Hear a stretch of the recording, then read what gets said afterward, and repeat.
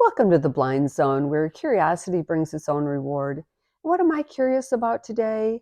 I'm curious about why I spent so much money on things that I really didn't need.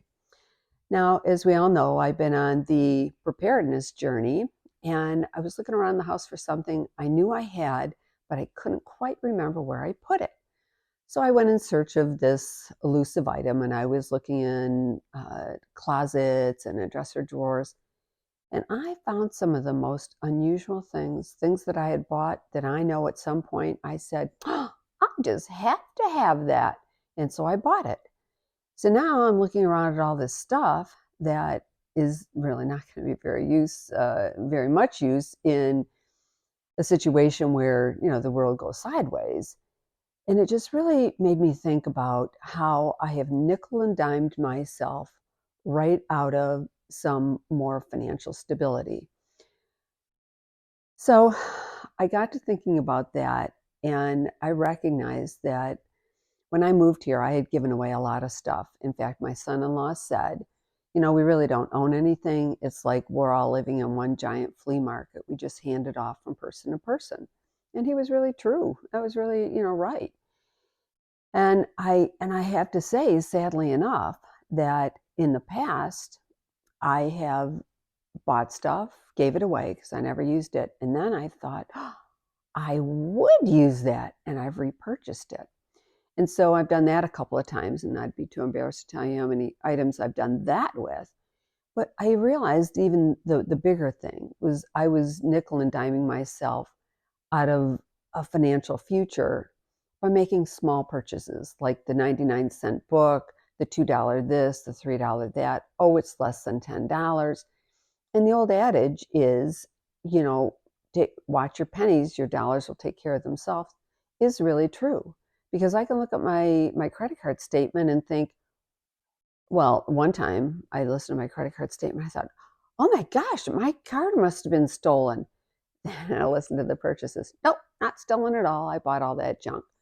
So I've made a new determination that I'm not going to do that anymore. And thankfully for the preparedness stuff, I've hardly spent any money on that at all, because this is just kind of a look around and see what I have and gather things together kind of preparedness, not a, I need to buy it. And well, I will tell you, I humored myself. I thought about maybe I need hurricane shutters, but thankfully I never took the step off that short pier. But I have decided that in the future, I'm going to be better about my resources because, again, God gave it to me, and I can't be a very good steward if what I buy I think I need and then I don't use. So I have a new credo that when I think I want it, I'm not going to buy it. I'm going to give myself a 48-hour moratorium in which I say, if in 48 hours you have not found a like enough item around your house and you can give yourself 5 good reasons why you have to have this, then go ahead and take the plunge and make the purchase. So I love when I get to expose the ugly underside of my purchasing indiscretions.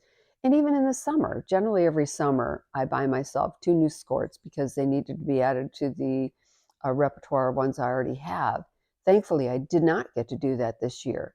But even if I wore every skirt I have till the end of my life, I'm not going to wear those out. And I generally buy a pair of sandals, which I, of course, did do this summer. And unfortunately, I bought 3 other pairs of shoes at the same time. And in thinking about this, I have to tell you, and looking at all my stuff, whether the world goes sideways or I die, all this stuff is going somewhere. And some of it's going to be useful, but it's going to be, if it's sold, it'll be pennies on the dollar. And I won't get the benefit of any of it. And I do remember Andy Stanley saying once in a message when he said, if you look around at all the incidental stuff you purchased, and if you didn't buy it and gave it to a better cause, how much further your money would have gone. And that is true. And I'm not decrying that that's not a real possibility. I'm just saying, for me, I've recognized the error of my ways. I have a lot of stuff. And I also fall prey to, if I think my grandkids need it, I'm not doing that in the future. They have more than enough. I bought them more than enough stuff that'll humor them for at least the next 4 years. I just have to keep gradually bringing it back out and showing it to them, and it'll look like a brand new toy. So that's it. That's my money and discretion. And I trust that I've now righted the ship and that I'm not going to make purchases that in the future I'll look at and think, what was I thinking? That's it. I know you're better than me at this, but I just had to share my tale of woe. So we'll see you next week on The Blind Zone.